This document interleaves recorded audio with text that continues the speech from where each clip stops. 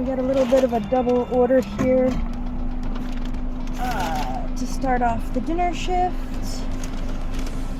It was like $8.53 to go like 5 miles. I just didn't want to decline an order, so here we're at. And let's see, I don't think it's not very far. It shouldn't take me long. Yeah, 3 minutes to the first customer. So here we go.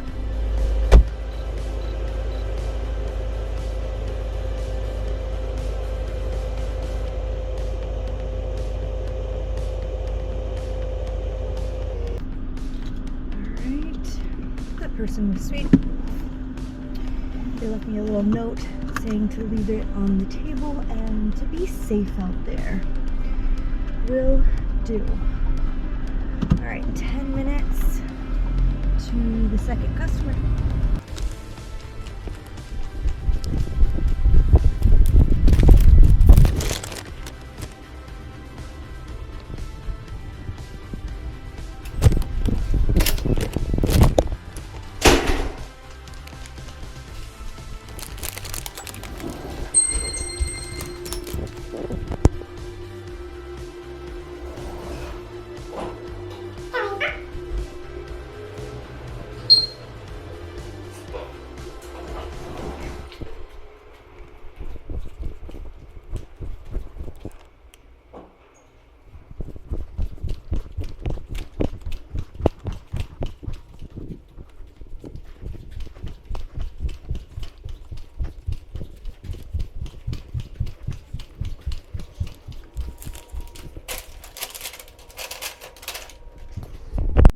Took another one, $8.60 I think it was this time to go 4.4 miles.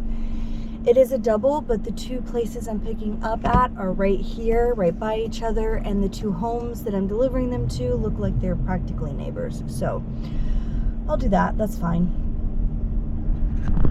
Oh, and just make a note, this double order that I just finished dropping off, you saw I had to go into the elevator, up the stairs, down the hall, blah, blah, blah, blah. $1 tip, again. And at least the other person who I delivered to, mind you, they were literally right around the corner from the Panera, tipped me $3. So make it make sense. I can't, can you? Okay, I have both the crumble cookie and the Chipotle orders. And even though I only have to go 2.9 miles for the first drop-off, it's saying it's going to take me 10 minutes because at this giant major intersection, and when I tell you giant major intersection, I'm going to put this into perspective. There's 3 to 4, I think there's 3 lanes going each way. Plus at this particular intersection, there's 3 like left-hand turning lanes. And right now, the street lights are blinking. So, listen, Floridians don't really have it all together on a good day when it comes to driving, let alone at a giant intersection where there's no one telling these people what to do. So, we're gonna pray, y'all. We're gonna pray. Doesn't look as bad now as it was like when I came and was pulling in. So hopefully it's not that bad.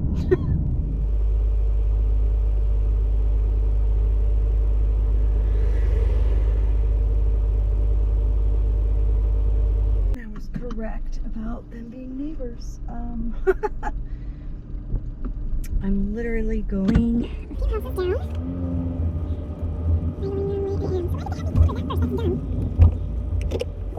We should have delivered the other one first.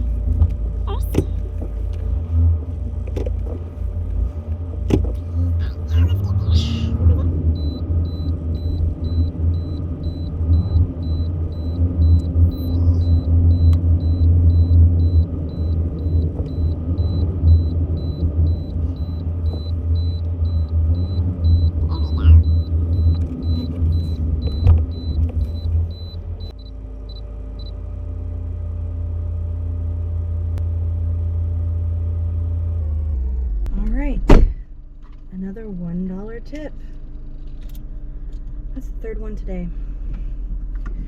What's up, people? All right, we snagged us another one in Uber Eats this time. So let me go ahead and put my DoorDash on pause. Why did I turn here? $10, 5 cents, 6.4 miles to go to the Hungry Greek. All right, so I was mistaken. It wasn't the Hungry Greek. It was Hungry Howie's. But it was ready when I got here, so that's awesome. I got through that light miraculously, like without a hitch, so that's cool. It was funny because like it went from a 10-minute trip to as soon as I got past that light, it like flicked right down to 5 minutes. So that's just an indicator of how bad it anticipated traffic to be, just because that light was blinking. But anyway, now I'm gonna get through this crap.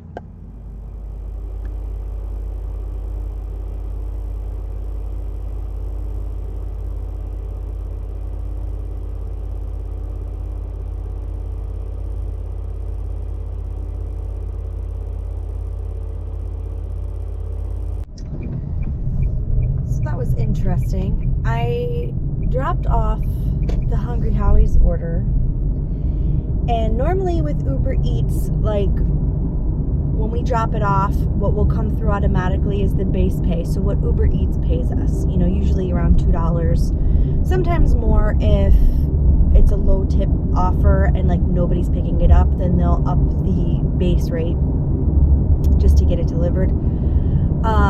And then in about an hour or so from delivery is when the tip comes through, because the customer has up to an hour to change their tip.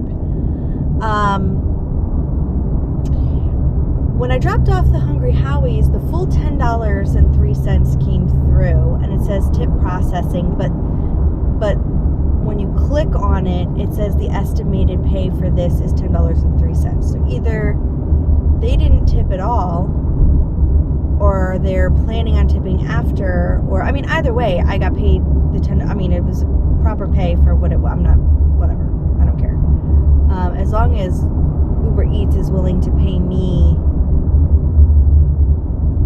something fair to take something to someone that didn't tip, that works for me. I wish that would happen on more deliveries where people didn't tip. Anyway, I'm further out west than I want to be, so there was a trip radar that I matched with for KFC. It was $7.71 to go 7.3 miles, but it was 3 miles to the KFC, and then it's taking me right back into my little zone. So I took that as a bit of a positioner. I do have to pause my dash so that I don't have to decline any, because I'm pretty sure that my acceptance rates are getting higher, which is nice. DoorDash has been pretty nice to me today and yesterday, since they opened their doors back to me. The offers that they were sending yesterday, no shopping orders were great. The shopping orders they sent for me today have been fantastic. So I have no complaints on that. I have no idea where I was going with that. I'm pretty sure I had a point. Anyway, yeah, I just gotta get to KFC. I remembered. Acceptance rates. So thank you to Meaty Mama. Again, I know I've mentioned her before. She's another Dasher. Her handle is Meaty Mama. And she's fantastic. I love watching her, by the way. She had suggested getting rid of like the package orders and like fluff orders, like being offered to go to like Walmart pickup and like things like that, because I don't know who's taking those orders, because it can't be me. I seem to get screwed every time I do one of those orders. Either the pay seems phenomenal, so when you get there, they're like, yeah, we don't have that order, or someone already picked it up, or what have you. Or you sit and wait for half an hour for nothing to happen. Just always something goes bad with those types of orders. So you end up taking them and then canceling them, which works against you and your cancellation rate, or you just keep declining them, which of course affects your acceptance rate. So since I changed it, how she changed hers, and she has gotten up into gold status. I'm trying to creep up there as well. I don't know that I've ever been in gold status with Uber Eats, just because it's, you know, they throw out a lot of upside down orders, a lot of far away orders. I don't know why they let people get away with ordering things 15, 20, 30, 50 miles away. It's just kind of ridiculous to me. Yeah, I couldn't imagine they're making that much money allowing people to do that, because nobody's taking those orders. So I don't know. Anywho, not my business.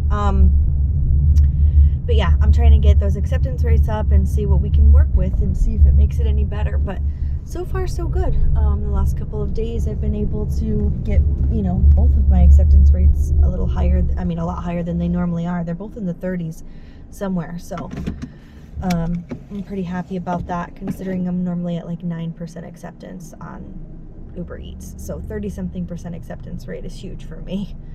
I'm gonna run into KFC. I'll be right back.